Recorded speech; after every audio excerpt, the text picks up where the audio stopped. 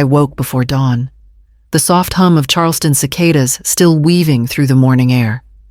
At 72, my routines are steady anchors: coffee, prayer, and the sound of my son preparing for his day.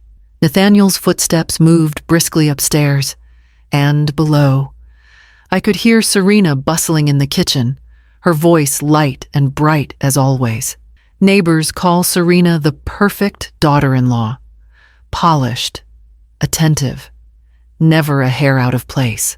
To me, she was polite, even affectionate in her practiced way, though there was always something unreadable in her eyes. Still, I had welcomed her as one of my own when she married Nathaniel. That morning, the house felt unusually hurried, papers rustling, shoes tapping, Serena's laughter mixing with the clatter of pans. She handed Nathaniel his travel mug with a smile, then turned to me with another container, neatly sealed, as if it were my own. I tucked it into my bag without a thought, touched by what I assumed was her thoughtfulness. The streets were just waking as I began my walk. Spanish moss hung low from the oaks, the air still damp with night's dew.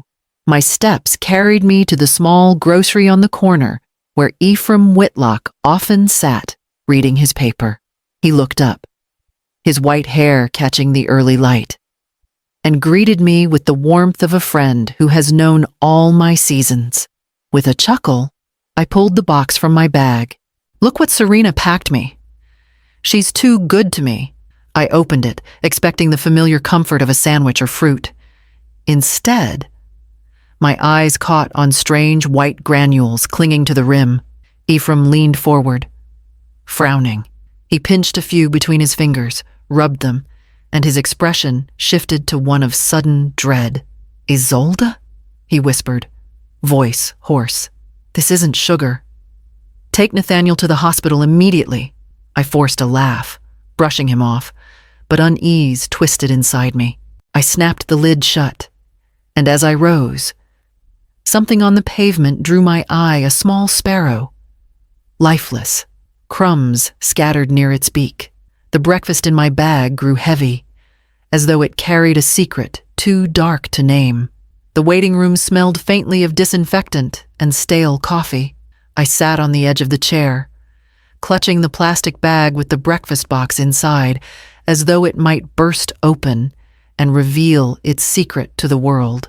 When the doctor finally approached, his face was solemn. He laid the test results on the table between us and spoke carefully, as if each word weighed heavily on his tongue. "Mrs. Harrington, your neighbor was right. The food contained traces of arsenic. It appears to have been introduced gradually, small doses that, over time, would severely weaken whoever ate it." My hands trembled. "My son," I whispered. "It was meant for my son," the doctor nodded gravely. He urged me to bring Nathaniel in for a full checkup. He explained the symptoms: fatigue, stomach cramps, headaches. Each word pierced me like a needle, because I had heard them all before, tumbling casually from Nathaniel's lips whenever he came home from the office. The drive back felt endless. Charleston's streets blurred past me, live oaks bending overhead like mourners. Nathaniel had always been so strong, so capable. The thought of him carrying poison in his veins while I brushed off his complaints as overwork crushed me with guilt. That evening, I prepared a simple supper for myself: boiled vegetables, bread, nothing elaborate. Serena arrived in the kitchen with a tray, her smile flawless as ever. "I made something special for Nathaniel," she said sweetly. My son, weary but smiling, sat at the table and thanked her warmly. He ate with trust, completely unaware of the storm raging inside me. I forced myself to sit quietly, to sip my tea and nod at their conversation, but my gaze never left the plate in front of him. Each bite he took made my throat tighten. Later, I excused myself earlier than usual, pressing my handbag to my chest as I retreated to my room. Inside, the box lay silent, no longer a token of Serena's attentiveness, but a silent witness, an accusing object heavy with suspicion. It was then that I knew I could not keep this secret to myself much longer. The next morning, I rose with a heaviness pressing on my chest. Sleep had offered no refuge. Every creak of the house had sounded like a whisper of warning. I found myself dialing Clarendon Shaw, my lawyer of 30 years, before breakfast had even cooled. His voice was steady, professional, and though he asked no questions, I could tell he sensed the urgency in mine. By late morning, I was seated in his office, surrounded by tall shelves of leather-bound volumes and the faint scent of old paper. Clarendon adjusted his spectacles and slid a familiar folder across the polished oak desk. "This is the most recent draft of your will, Isolde, signed just last year." My hands felt cold as I turned the pages. Line after line blurred before my eyes until I reached the section that split my estate. The cottage I had made into a home, the modest publishing investment I had nurtured with pride, and the stocks accumulated slowly over a lifetime, all were to be divided equally between Nathaniel and Serena. But then came the clause that stole my breath if Nathaniel were to die first. Serena would inherit everything. Memories stirred Serena leaning close at dinner, asking casually about the rising property values in our neighborhood. Serena's lilting voice inquiring about dividend payments from the publishing house, smiling as though the questions were mere conversation. I had once thought her curiosity endearing, proof she cared about the family's stability. Now, each recollection felt like a thread in a darker tapestry. Clarendon's voice cut through my thoughts. "You may amend this at any time, Isolde, but be careful. Abrupt changes, if noticed, could create tension or worse, suspicion from those watching closely." His words carried more weight than the legal paper in my hands. I closed the folder slowly, nodding, though my stomach twisted. As I stepped back onto Charleston's streets, the air felt heavy. Spanish moss swayed gently above me, but instead of comfort, it seemed like a curtain lowering on a stage I had never realized I was standing on. I walked home with the certainty that nothing in my house was as it seemed. By the time the sun dipped low, I found myself knocking on Ephraim Whitlock's door. He opened it slowly, his posture bent but his eyes sharp as ever. I stepped inside, my hands trembling around the folder I still carried from Clarendon's office. Without preamble, I told him everything: the will, the test results, the faint signs of Nathaniel's decline. He listened without interruption, nodding gravely as though he had heard such stories before. When I finished, he leaned forward in his armchair, his voice low but steady. "Poisoners rely on trust, Isolde. They hide in plain sight, and the perfect caregiver, that's the mask they wear." The words clung to me as I walked home. That evening, I forced myself to watch Serena more carefully. In the kitchen, she tipped a small vial into Nathaniel's morning smoothie, swirling it in with a wooden spoon. My heart jolted, but she looked up with a bright smile when Nathaniel entered, pressing the glass into his hands with tender insistence. Later, from the porch, I heard her voice in hurried tones. "It must be soon. The money can't wait." She ended the call quickly, her expression smoothing into serenity when she stepped back inside. And yet, when I replayed the scene in my mind, uncertainty gnawed at me. What if the powder was no more than vitamins? What if the words were about some trivial matter? A bill or a loan? What if my age and grief were twisting shadows into monsters? The doubt only deepened when I remembered Millie, the housekeeper we dismissed years ago after catching her stealing from my jewelry box. She had spat words of spite that day, muttering she would get even with this family. Could she have tampered with something in the kitchen? Was I looking in the wrong direction entirely?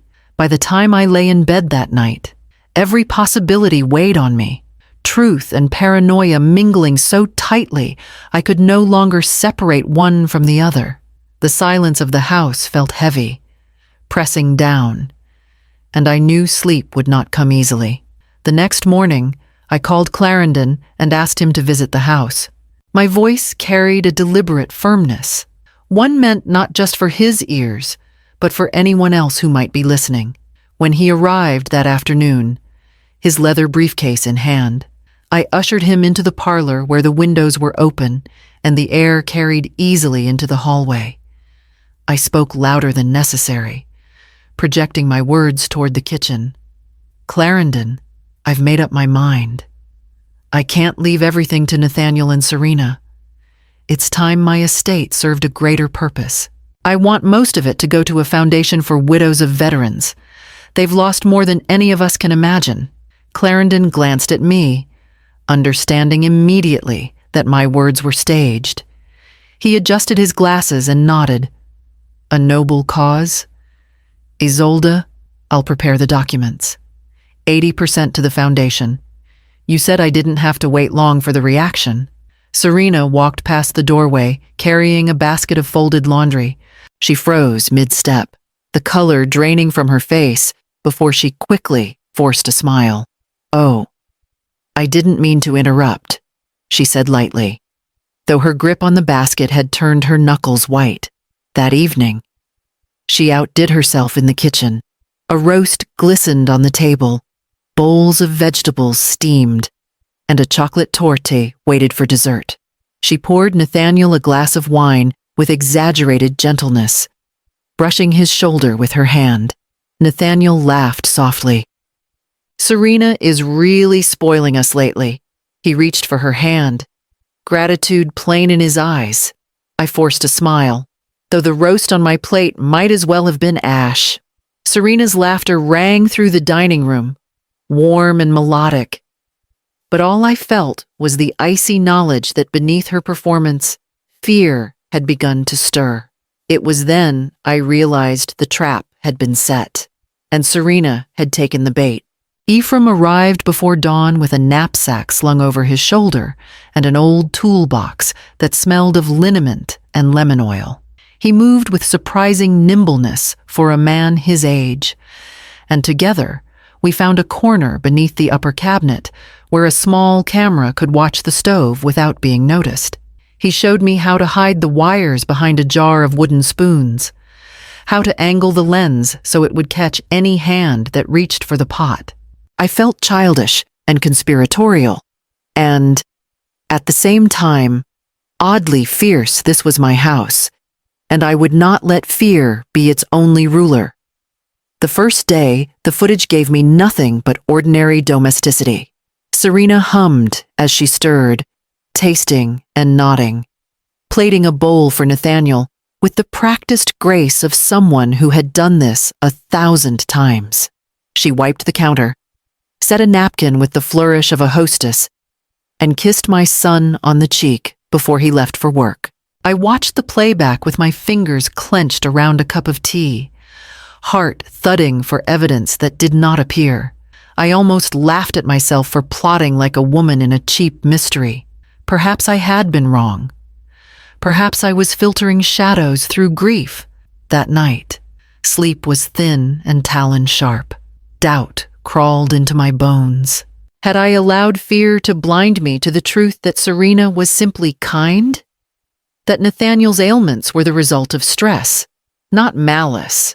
I walked the house in the dark, touching the banister as if steadied by the familiarity of wood. Ephraim found me on the kitchen steps and said nothing. His silence was weighty and certain in a way that words rarely are. It was the following afternoon, when rain stitched the windows with a restless rhythm, that Ephraim called me with a voice that shook. He had watched the new footage twice before he dared to speak. He put the tablet in my trembling hands, and I saw, in slow, deliberate motion, Serena tilt a slim vial toward the pot. Her hand was unhurried, practiced, the movement of someone who had done this before. She stirred as if nothing had happened, then wiped her hands and smiled when Nathaniel walked in.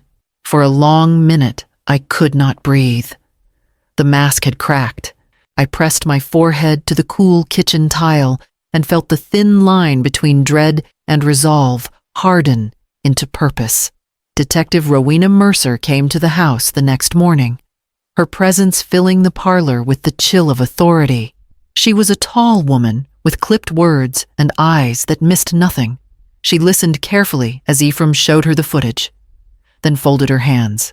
It's strong, but not enough. We need her voice, her intent.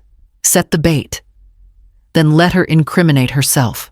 Her plan was simple, but it demanded more from us than I thought my heart could bear. Nathaniel would have to pretend to fall ill, collapsing under the very roof where he had trusted his wife most. He agreed with a quiet nod, though I could see the hurt etched across his face. That evening, Serena set a steaming bowl of soup before him. "I made this especially for you," she said, with her radiant smile, brushing her hand across his shoulder. Nathaniel lifted the spoon, stirred once, and tasted a sip. I could see the muscles in his jaw tighten as he swallowed, then pressed his palm to his stomach. The performance began. He groaned softly, then louder, clutching his side and staggering backward. His face contorted as he sank into the chair, spilling water across the table. Finally, he collapsed to the floor with a heavy thud. Serena gasped and rushed to his side, her cries echoing through the dining room.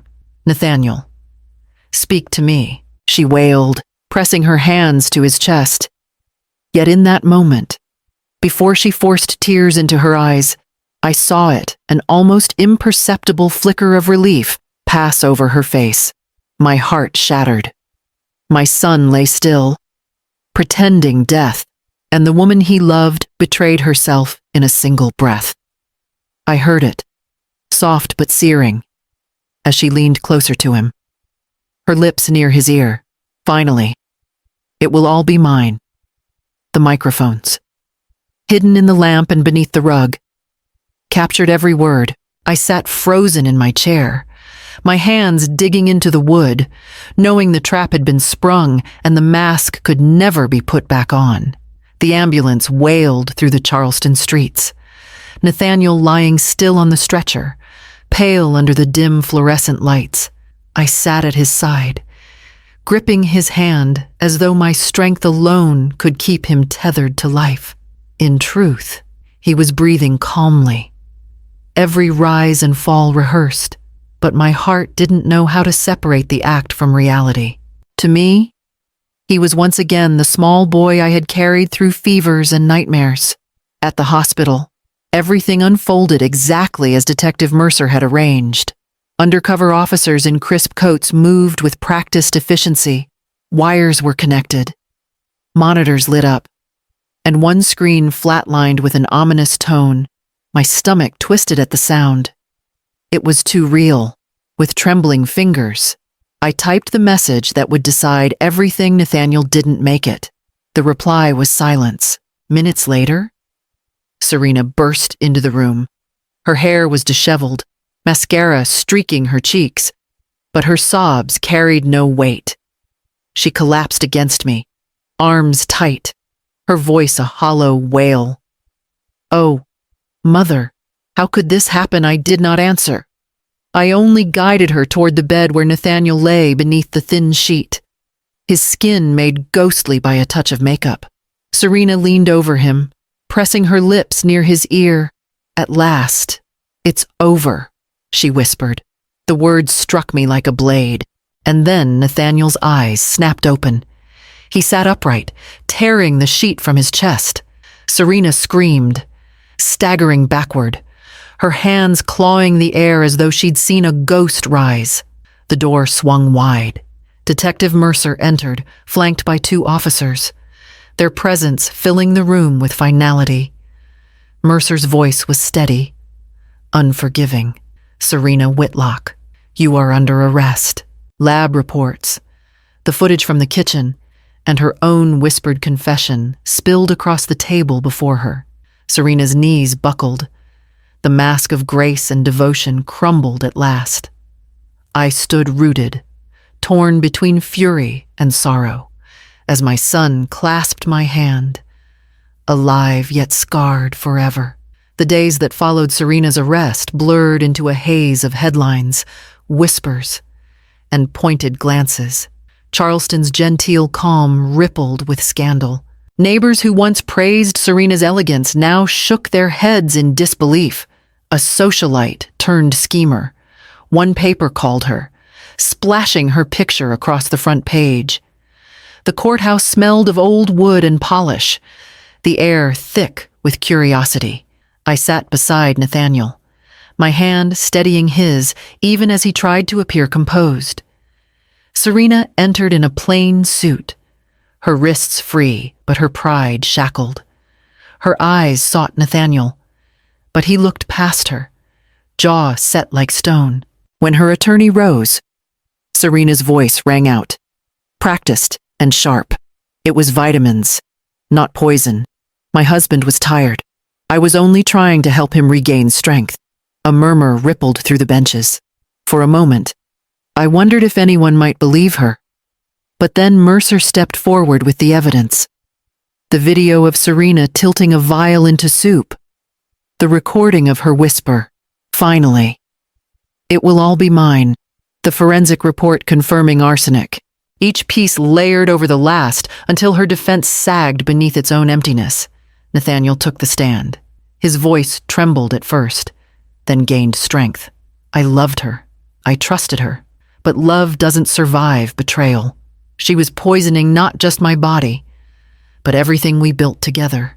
His words hung in the silence, raw and unpolished, cutting deeper than any lab result could. I felt my throat tighten, but I knew what I had to do. The very next week, with Clarendon Shaw by my side, I amended my will again. My estate would pass to Nathaniel's future children, if God granted them, and to a literacy fund for women who had never been given a chance at books the way I had. It was the only way I knew to turn poison into something life-giving. And as I left the courthouse that day, the moss above me swaying gently in the breeze, I sensed that justice had only begun its slow work. The seasons turned, and with them the heaviness in our house began to lift. Winter's chill gave way to spring's soft light, and with each passing day, Nathaniel grew stronger. The color returned to his face. His step no longer slowed by weakness. Watching him laugh again, really laugh, was like seeing a window thrown open after months of stale air. Yet beneath the laughter, I could still sense the shadows lingering. Scars never fully vanish. They simply settle deeper into the skin. One April morning, I sat in the garden beneath the magnolia tree, its blossoms wide and fragrant above me. The air was warm, carrying the salt of the nearby harbor, mingled with the sweetness of the blooms. I closed my eyes, listening to the quiet hum of bees, grateful for peace after so much turmoil. Nathaniel joined me, lowering himself into the chair beside mine.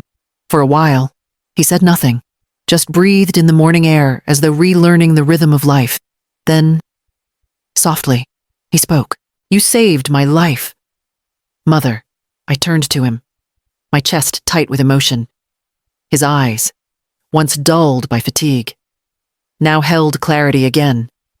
I reached for his hand, the same hand I had held when he was a child, guiding him across streets and through storms. I squeezed it gently. "We saved each other," I murmured. The truth weighed heavy inside me. My vigilance had cost us trust, had demanded sacrifices neither of us should have been forced to make. And yet, it was vigilance that had kept him alive. There is no easy balance, only the fragile line between love and ruin, between suspicion and faith. As the day waned, the rooftops of Charleston glowed beneath the settling sun, painting the city in gold and crimson. I leaned back, watching the light fade, and whispered to myself, "We survived. Love survived." And though my voice was quiet, I knew it carried the strength of every vigil I had kept, and every promise I would keep still.